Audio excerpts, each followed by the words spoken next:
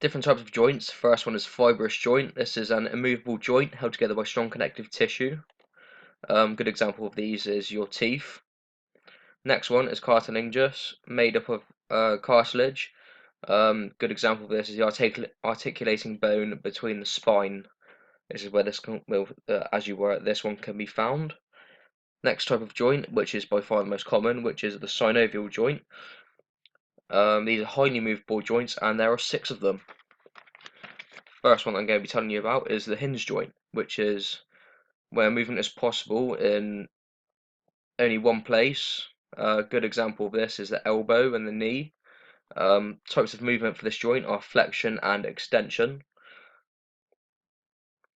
Next one, which is the ball and socket joint, where movement occurs in a 3D sort of a 3D effect, such as the shoulder and the hips. Types of movement for this joint, which are flexion, abduction, adduction, extension, internal rotation, and external rotation. These are called ball and socket joints because your shoulder is sort of like a ball and it's got a little socket that it just sort of fits into. Pivot joint. This is the rotation of a bone around another type of bone.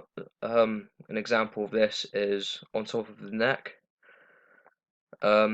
Articulation of the ulna and radius, which allow the body to supinate and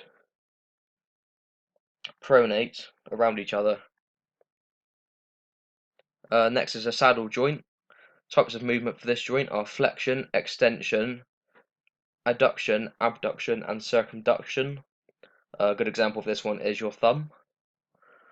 Condyloid joint. Types of movement for this are flexion, extension, and abduction. Example of this one is your wrist. And a gliding joint, as you were, and for condyloid is circumduction.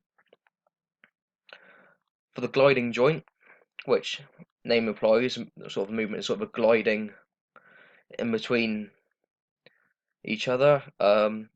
Examples of this are the carpals and the tarsals.